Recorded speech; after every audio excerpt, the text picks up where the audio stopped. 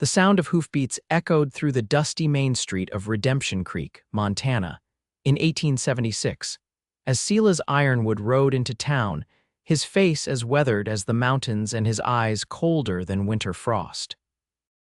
The townspeople scattered like frightened chickens, mothers pulling children inside, men stepping off the boardwalk to give him a wide berth, all except for Hannah Porter, who stood defiantly outside her newly acquired apothecary shop, her chin raised against the whispers that followed the infamous gunslinger.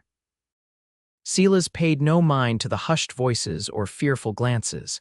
He'd grown accustomed to them over the years. The weight of his reputation hung around his neck heavier than the gun on his hip, the gun that had taken more lives than he cared to count. He guided his stallion, a midnight black beast nearly as feared as its master, toward the hitching post outside the saloon. "You know who that is, don't you?" whispered Elmer Jenkins to Hannah as he nervously swept the boardwalk in front of his general store. "That's Silas Ironwood. They say he's killed 20 men, some say more." Hannah adjusted her simple blue dress and continued arranging bottles in the window display of her shop. "I don't put much stock in what they say, Mr. Jenkins. In my experience, rumors tend to grow taller than corn in July." Elmer looked aghast. "It ain't rumors, Miss Porter. That man's heart is stone, cold as the grave and twice as merciless. He gunned down the Blackwater gang single-handed last spring. 5 men, Miss Porter, 5. Hannah glanced across the street, watching as the tall, broad-shouldered figure dismounted with a fluid grace that belied his imposing size. His dark hat shadowed features that might once have been handsome before life had carved them into something harder. For just a moment, their eyes met across the dusty expanse, and Hannah felt a curious shiver that wasn't entirely fear. "Everyone has a story, Mr. Jenkins," she said quietly. "Even men like him." Silas felt the woman's gaze but didn't acknowledge it. He'd seen her type before Eastern refinement trying to tame the wild frontier. They never lasted long. He tied up his horse, patted its neck, and pushed through the batwing doors of the Rusty Nail Saloon. The piano player stumbled over a note, and conversation died as he entered. "It was always the same. Whiskey," he said to the bartender, who hurried to comply. Silas tossed coins onto the scarred wood and took his drink to a corner table, his back to the wall. Old habits. He couldn't remember when he'd last sat with his back to a door. Outside, Hannah finished her display and stepped back to admire her work. The small shop had cost her nearly everything she had after her father's death back in Boston. When the lawyer had informed her of the property her father owned in Montana Territory, a small building in a town she'd never heard of, Hannah had shocked everyone by deciding to claim it. At 24, unmarried and suddenly alone in the world, what did she have to lose? The apothecary shop was her fresh start, a place where she could use the healing knowledge her father had taught her. Redemption Creek needed a proper healer, not just the barber who pulled teeth and set the occasional bone. She had arrived just 3 days ago, and already the suspicious glances from the townspeople were beginning to fade as they realized her skills were genuine. That night, as Hannah arranged her small living quarters behind the shop, a commotion erupted in the street. She rushed to the window to see Silas Ironwood standing in the middle of the road, facing 3 men. Even in the dim light of the street lamps, she could see the threat in their posture. "Ironwood," called the largest of the 3. "My brother Tom was riding with the Blackwater boys." "You remember him, the one you shot through the heart," Silas's voice carried clearly in the night air. "Your brother drew on me first, just like you're fixing to do. I'd reconsider." "You'll pay for what you done," the man snarled, his hand hovering near his holster. Hannah held her breath. The street had emptied, though she could see faces watching from darkened windows. The air seemed to crackle with tension. Then, in a blur of movement so fast she could hardly follow it, guns were drawn. 3 shots rang out in rapid succession. When the smoke cleared, the 3 men lay in the dirt. Silas still stood, his gun already back in its holster as he turned toward the saloon. But Hannah noticed something the others didn't. He was leaning slightly to one side, his left arm held stiffly against his body. Without thinking, she grabbed her medical bag and hurried outside. "Mr. Ironwood," she called, approaching cautiously, "you're injured." His eyes, when they met hers, were dark and dangerous. I'm fine, madam. You're bleeding, she countered, nodding toward the spreading stain on his shirt. I'm a doctor or close enough, let me help you. For a long moment, he simply stared at her as though trying to understand her motives. Then, without a word, he followed her to her shop. Inside, Hannah lit several lamps and gestured toward a chair. Sit, please, and remove your shirt so I can see the wound. Silas hesitated, then complied with deliberate movements that revealed his effort to mask pain. When he peeled off his shirt, Hannah gasped involuntarily. Not at the fresh bullet graze along his ribs, but at the map of scars that crisscrossed his torso, evidence of a violent life written in raised white lines against sun-bronzed skin. It's just a scratch, he said gruffly. One that needs cleaning before it festers, Hannah replied, recovering her composure. She set about preparing her supplies, aware of his watchful gaze. I'm Hannah Porter. I arrived from Boston last week. I know who you are, he said. Word travels. As does your reputation, Mr. Ironwood.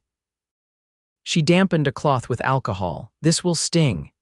He didn't flinch as she cleaned the wound, his face impassive. Reputations are often exaggerated, are they? She glanced up at him. Those men tonight would have killed me if I'd let them. His voice was matter of fact. Out here, it's often a simple choice: kill or be killed.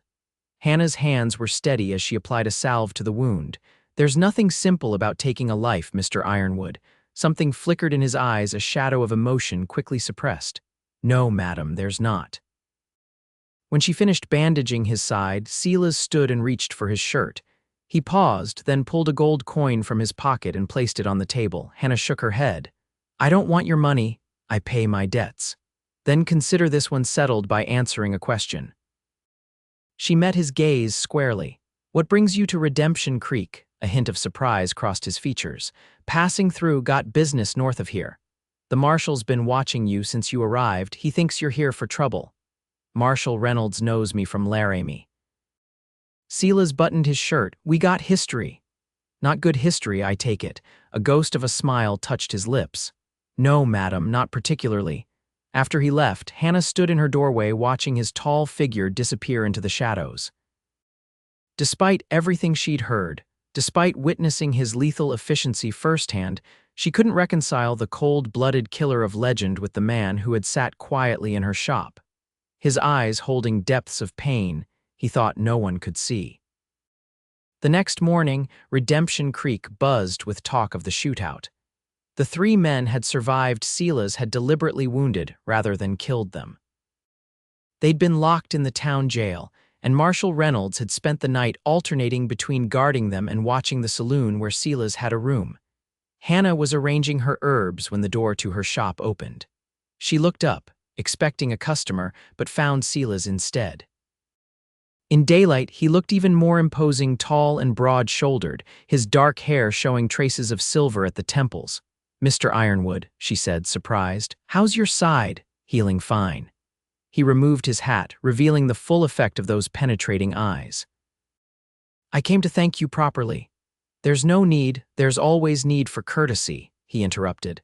Something my mother taught me before she died. The mention of his mother caught her off guard. It was such a human detail about a man the town treated as something less than human. You're welcome then, she said.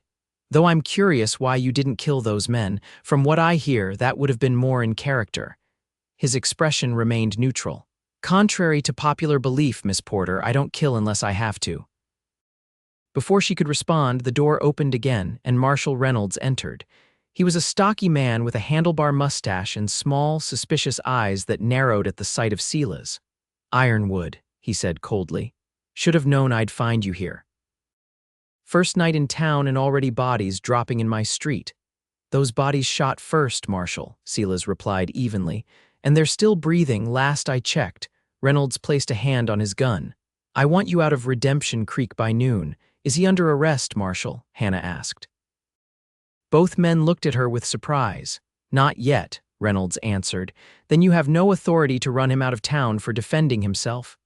She moved to stand beside her cabinet of medicines, her posture straight and defiant. I witnessed the whole incident. Those men clearly intended to kill Mr. Ironwood. The marshal's face reddened. Miss Porter, you don't understand the kind of man. I understand the law, she interrupted. And from what I saw, Mr. Ironwood broke none last night. In fact, he showed considerable restraint. Reynolds glared at her, then at Silas. Fine, but I'm watching you, Ironwood. One step out of line and I'll have you behind bars faster than you can draw that gun. He turned and stomped out, letting the door slam behind him. That was unwise, Silas said quietly once the marshal had gone. Making an enemy of Reynolds. Hannah busied herself with rearranging bottles. I don't like bullies, Mr. Ironwood, with badges or without. He's not entirely wrong about me, she turned to face him. Perhaps not. But I don't believe a man should be judged solely on his worst deeds or the rumors that follow him. Something like respect flickered in his eyes. You're a surprising woman, Miss Porter. Over the next few days, Redemption Creek watched in collective shock as Silas Ironwood remained in town. He kept largely to himself, spending hours at a corner table in the saloon or riding out of town for long stretches. But each evening, he would appear at Hannah's shop just before closing time, ostensibly to have his wound checked. Their conversations started cautiously brief exchanges about the weather or town gossip. Gradually, they began to share more.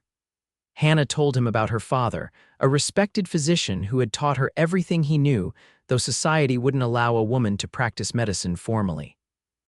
Silas spoke little of his past, but mentioned he'd been born in Tennessee and had fought for the Union in the war, despite his Southern roots. That couldn't have been easy, Hannah said one evening as she replaced the bandage on his nearly healed wound. Nothing worth doing ever is, he replied. My father owned slaves. I saw what that life did to them. Couldn't fight for something I knew was wrong, even if it meant turning against my own kin. Is that when you came west? He nodded. After Appomattox, couldn't go home, wasn't welcome anymore. The depth of loss in those simple words made Hannah's heart ache.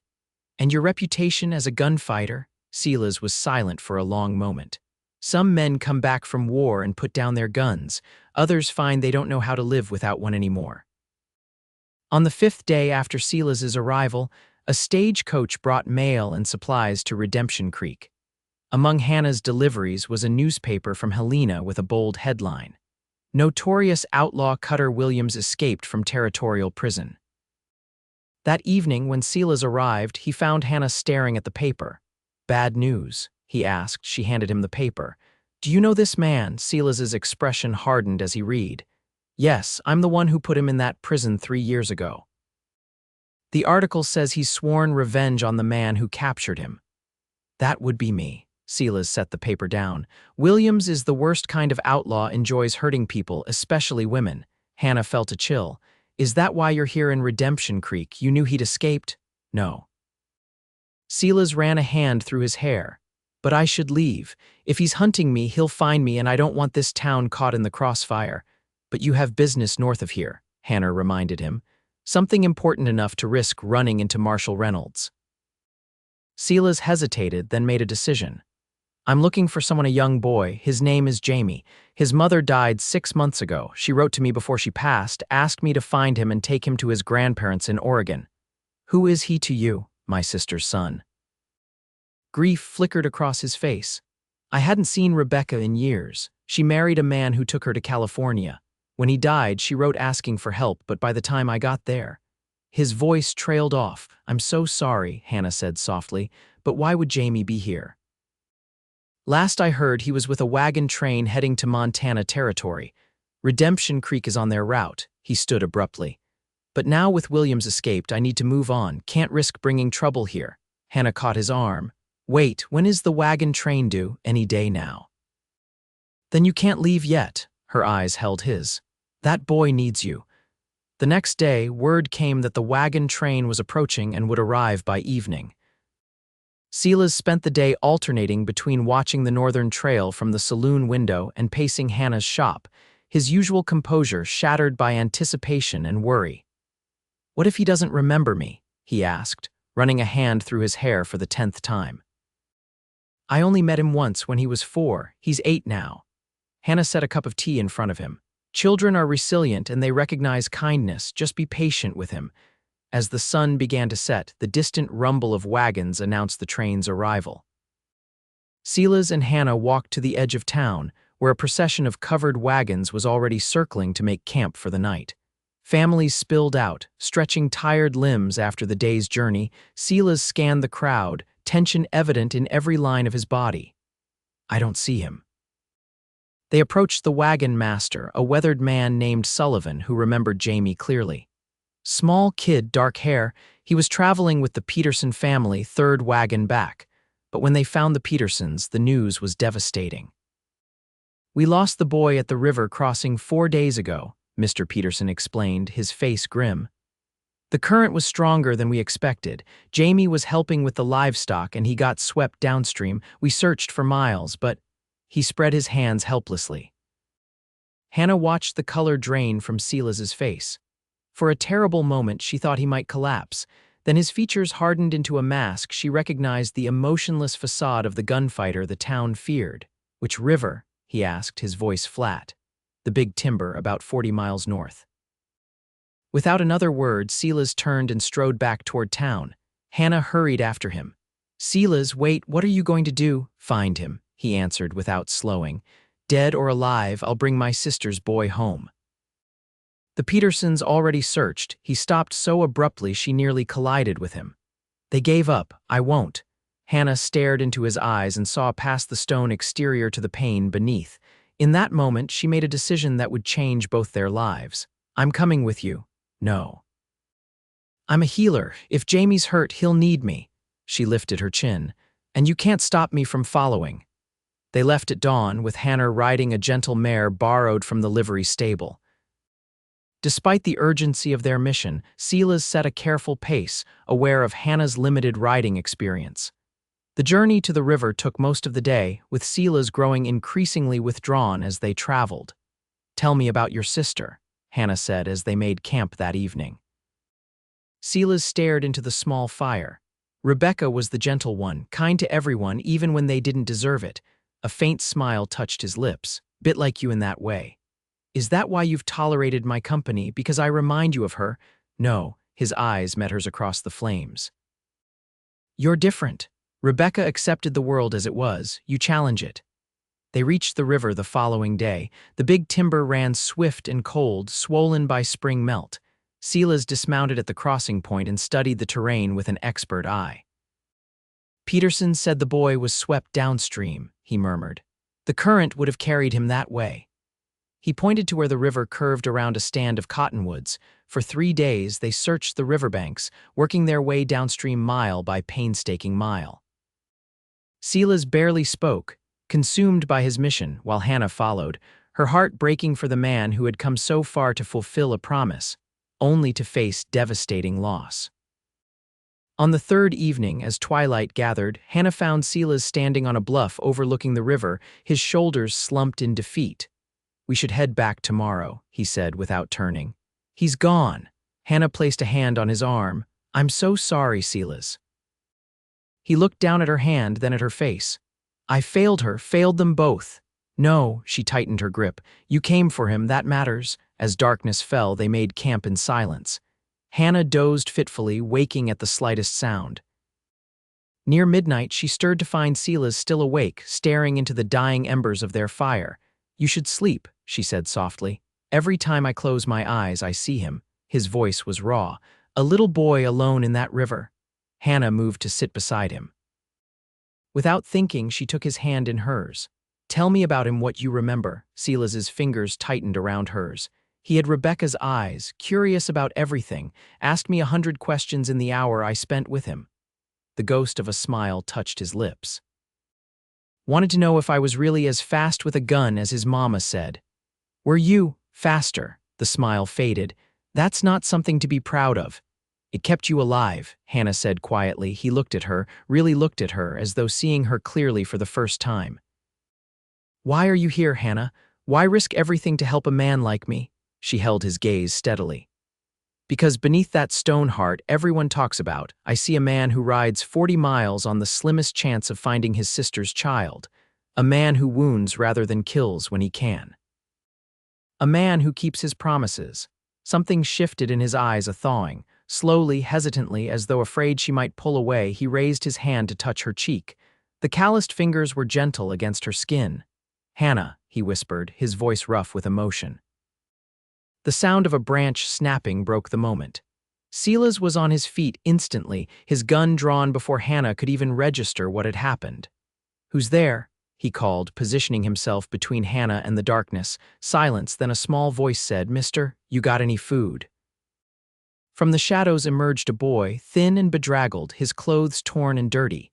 His dark hair was matted and his face was scratched, but his eyes, Rebecca's eyes, Hannah realized were alert and wary.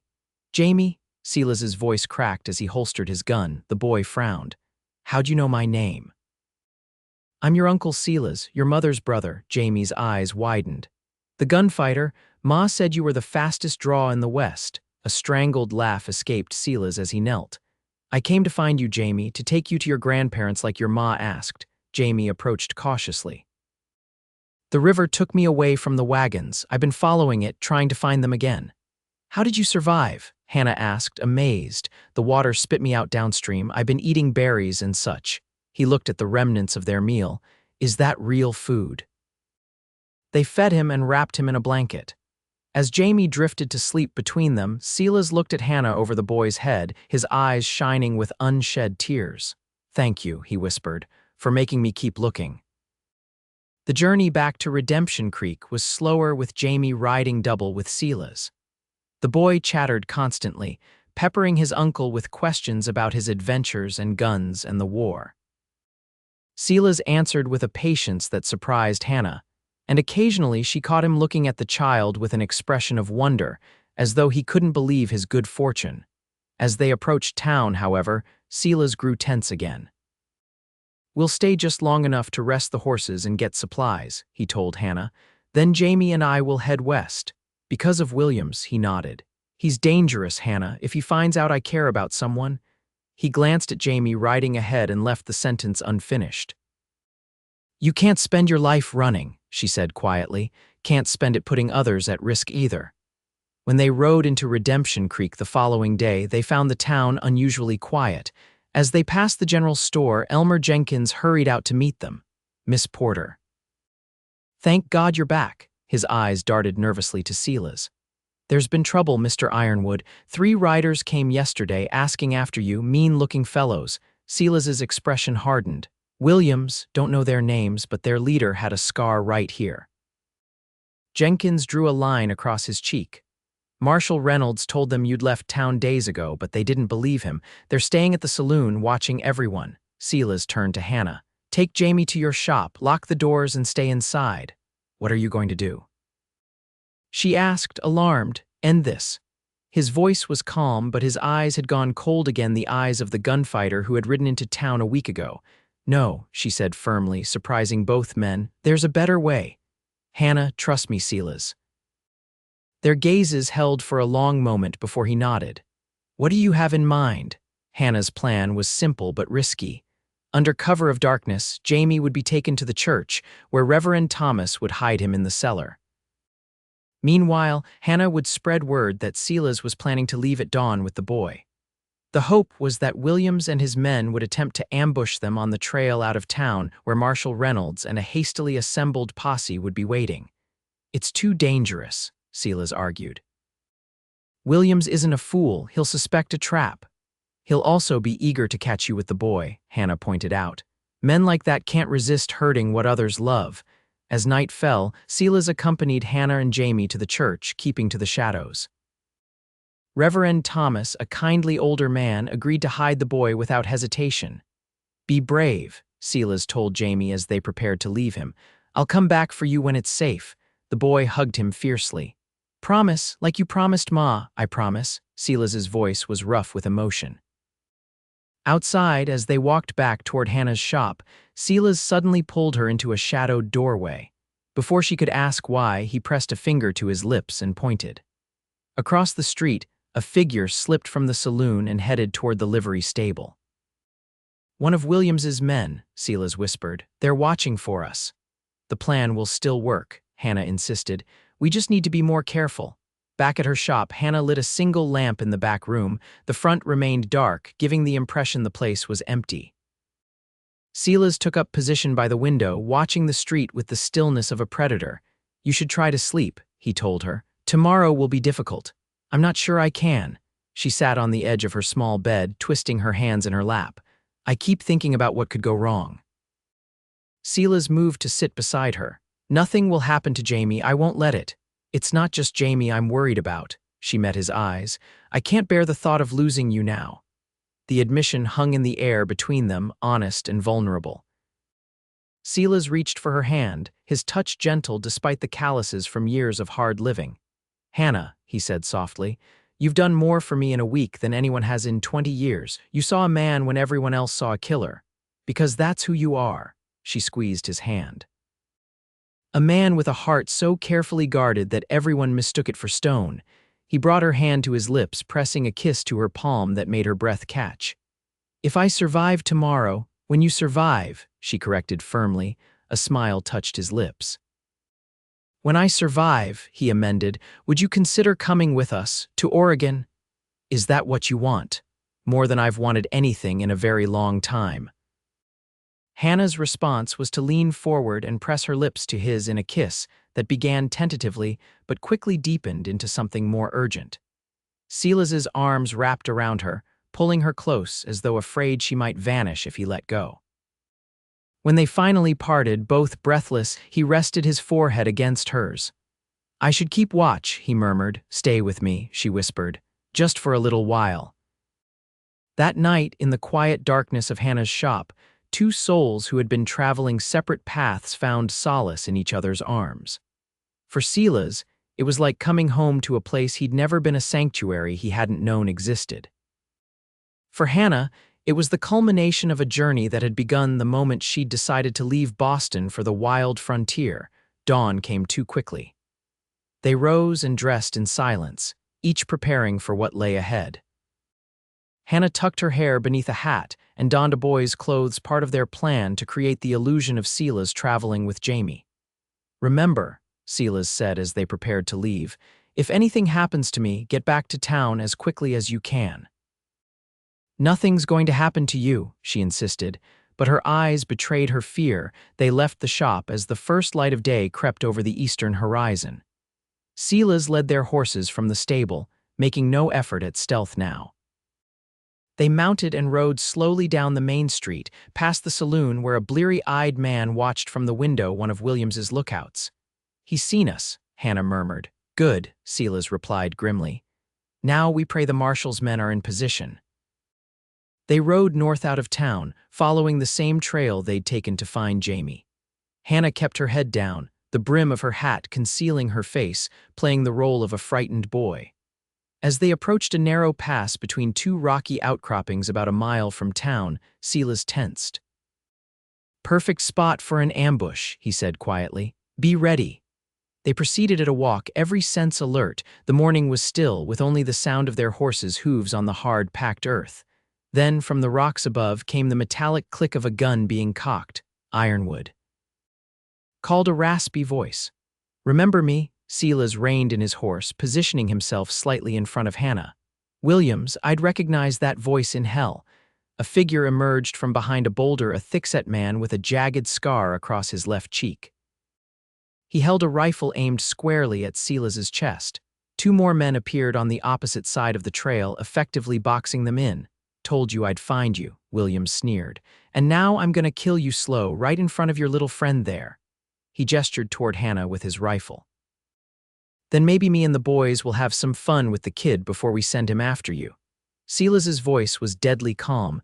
"You touch one hair on that child's head and I'll gut you where you stand." Williams laughed. "Big talk from a dead man. Drop your gun belt. Now, where's the marshal?" Hannah whispered urgently. "Something's wrong," Silas murmured. "Should have been here already." With deliberate slowness, Silas unbuckled his gun belt. As he began to lower it, a shot rang out from further up the trail. One of Williams's men jerked and fell, clutching his shoulder. Ambush. Williams shouted, diving for cover. What followed was chaos. The marshal and his posse, delayed by a broken wagon blocking the trail, arrived at a gallop, guns blazing. Williams and his remaining man returned fire from behind the rocks. Silas snatched his gun from its holster before dropping the belt, pushing Hannah down in the saddle. "Ride back to town," he ordered, slapping her horse's rump. Instead of obeying, Hannah guided her horse behind a large boulder, watching in horror as Silas dismounted and moved with deadly precision toward Williams's position. The gunfire was deafening, echoing off the rocky walls of the pass. She saw Marshal Reynolds take cover behind a fallen log, exchanging shots with the second outlaw. A deputy fell, wounded in the leg. Then Silas, moving like a shadow, flanked Williams's position. 2 shots in rapid succession and the second outlaw collapsed. "It's over, Williams," called the marshal.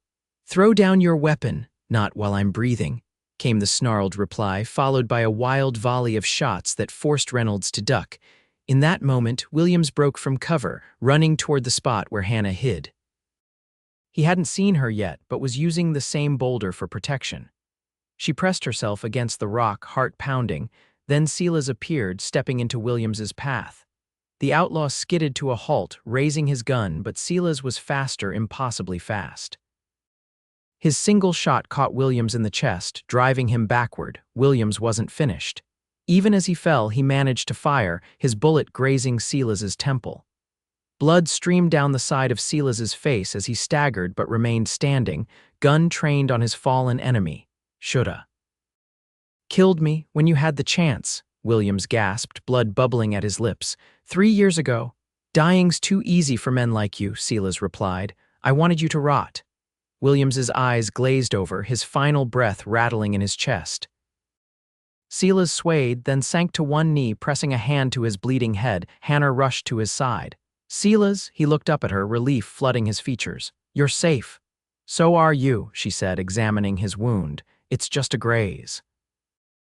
Marshal Reynolds approached, his gun still drawn but pointed at the ground. "Ironwood," he said gruffly, "seems I owe you some thanks. Williams and his boys killed 2 guards in their escape." Silas nodded, wincing at the movement. "Glad we could help, Marshal." Reynolds hesitated, then extended his hand. "Maybe I was wrong about you." Silas took the offered hand. "Maybe we both were." When they returned to town, they found it in an uproar. Word of the gunfight had spread, and a crowd gathered as they rode in, Silas's head bandaged with a strip torn from Hannah's shirt. Jamie burst from the church and ran to meet them, throwing himself at Silas with such force that he nearly unseated the injured man. "You're hurt," the boy cried. "Just a scratch," Silas assured him, tousling his hair. "Nothing to worry about." That evening, as Hannah tended Silas's wound properly in her shop, the door opened to admit Mayor Whitley, a portly man who had previously avoided Silas entirely. "Mr. Ironwood," he said, removing his hat. "On behalf of the town council, I'd like to express our gratitude for ridding us of those outlaws." Silas looked up in surprise. "No need for thanks, Mayor. Williams was my problem. Nevertheless, we're in your debt." The mayor cleared his throat. "In fact, we'd like to offer you a position." "What kind of position?" Hannah asked, pausing in her work. "Marshal Reynolds has expressed a desire to retire. He's recommended Mr. Ironwood as his replacement." Silas stared at the mayor in disbelief. "Me, a lawman? You've demonstrated both courage and discretion," Whitley replied. "Qualities we value highly, and it would mean you could settle here permanently." He glanced at Hannah. "Perhaps put down roots." After the mayor left, Silas sat in stunned silence. "A marshal," he finally said. "The town that thought my heart was stone wants me to uphold the law." "They've seen what I saw from the beginning," Hannah said, finishing the bandage. "A good man behind that fearsome reputation."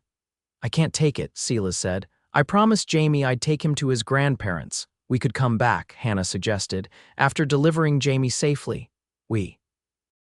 Silas caught her hand. "You'd still come with me," Hannah smiled. "Did you think I'd let you go so easily? I love you, Silas Ironwood, stone heart and all." "There's no stone left," he said softly, pulling her close. "You've made sure of that." 3 months later, Marshal Silas Ironwood rode back into Redemption Creek with his wife Hannah beside him and his deputy, a fresh-faced young man named Cooper, following behind. They had delivered Jamie safely to his grandparents' farm near Portland, where the boy had been welcomed with open arms. The elderly couple had insisted on a proper wedding for Silas and Hannah before they left. grateful beyond words for the return of their grandson. Redemption Creek had changed in their absence. News of Silas's appointment had brought a wave of new settlers seeking the security of a town with a renowned gunfighter for a marshal. Hannah's apothecary shop had been tended by the minister's wife, who happily returned it to its rightful owner. "Home," Silas said as they dismounted in front of their new house, a small but sturdy cabin on the edge of town, built by grateful townspeople during their absence. "Home," Hannah agreed, taking his hand. "Though I must admit, I'm nervous about my new role as a marshal's wife," Silas chuckled. "Can't be any harder than turning a stone-hearted gunslinger into a respectable lawman." That evening, as they sat on the porch of their new home watching the sunset paint the distant mountains gold, Hannah rested her head on Silas's shoulder. "Do you ever miss it?" she asked. "The freedom of the trail," Silas considered the question. "Sometimes," he admitted. "But then I remember what was waiting at the end of each journey, another town where people feared me, another night alone with memories I'd rather forget." He turned to look at her, his eyes soft in the fading light. "This is better, having someone to come home to." "And a town that respects you," Hannah added. "That too," he smiled. "Though I suspect they still tell tales about me." "They do," she confirmed. "Just yesterday I overheard Mrs. Jenkins telling the new blacksmith that Marshal Ironwood once faced down 10 outlaws single-handed. "Only 5, he corrected with mock seriousness. "The tales grow taller with each telling." Hannah laughed. "But the one I like best is the newest one." "And what's that?" "The town said the cowboy's heart was stone," she quoted, "until a woman's hand turned it warm and living again." Silas drew her close. "That's no tale," he whispered against her hair. "That's the truest story ever told in Redemption Creek." 5 years later, Redemption Creek had grown into a prosperous town with a reputation for safety and fair dealing. Marshal Ironwood's firm, but just enforcement of the law, had attracted businesses and families looking for a place to put down roots.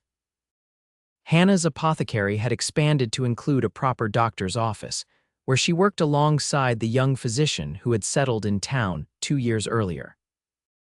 On a bright spring morning, Silas stood on the porch of their home, now a handsome 2-story house at the end of Main Street, watching his 3-year-old daughter, Rebecca, chase butterflies in the garden. Hannah emerged from inside, their infant son cradled against her shoulder. "Samuel finally asleep?" Silas asked, putting an arm around her waist. "For the moment," she replied, leaning into him. "Though I suspect it won't last long. He has his father's restless spirit," Silas chuckled, "and his mother's determination." A rider approached at an easy trot, Deputy Cooper returning from his morning patrol. He dismounted and tied his horse at the gate. "Morning, Marshal, Mrs. Ironwood," he called. "Got a letter for you, sir. Came in on the morning stage." Silas took the envelope, recognizing the handwriting immediately. "It's from Jamie."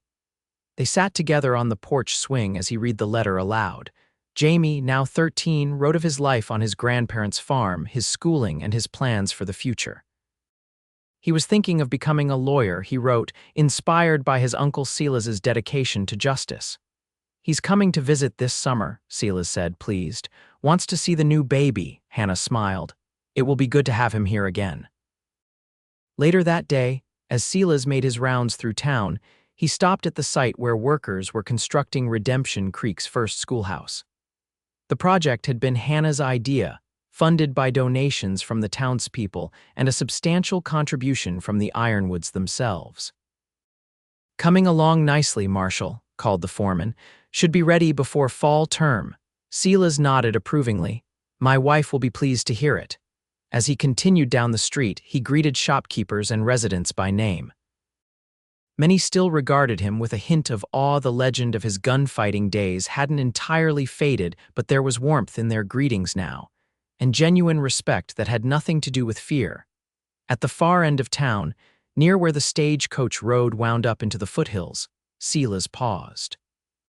From this vantage point, he could see the whole of Redemption Creek spread out below the place that had given him a second chance, the community that had become his home.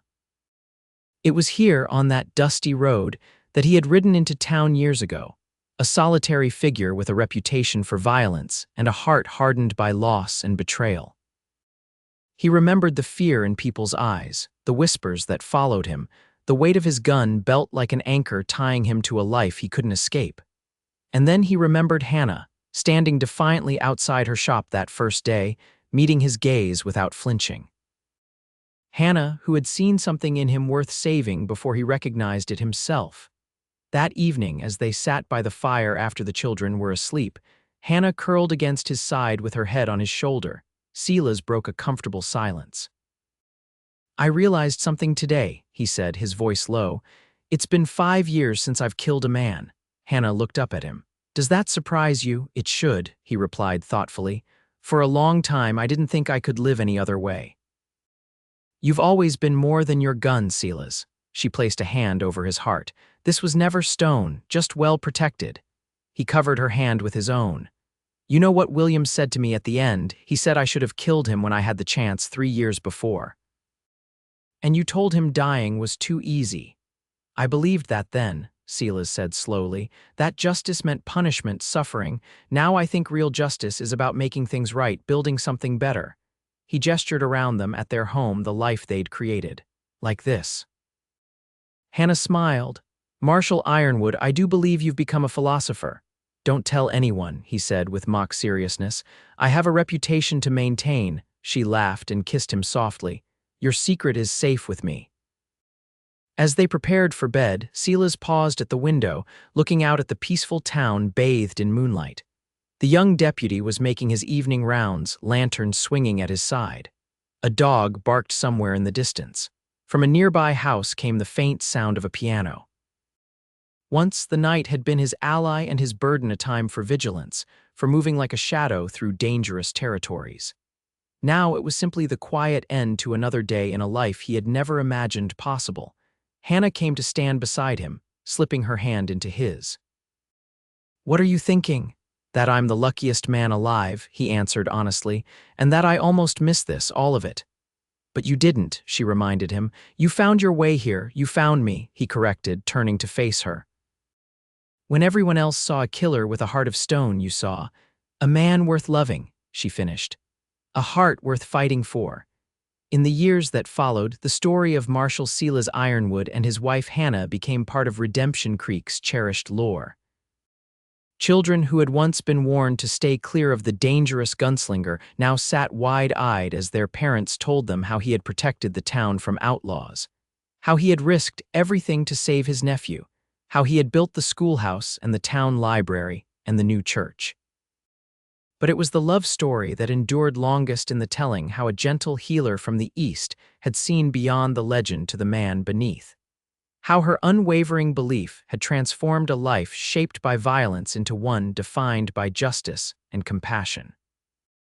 And though Silas would always carry the memories of his former life, the weight of the lives he'd taken, the years spent alone on the trail he found, in Hannah's love, and in the community they built together, a redemption he had never sought but desperately needed.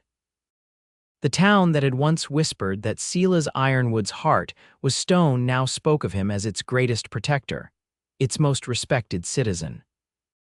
But those who knew him best understood the truth, that the real transformation had not been from stone to flesh, but from isolation to belonging, from surviving to truly living.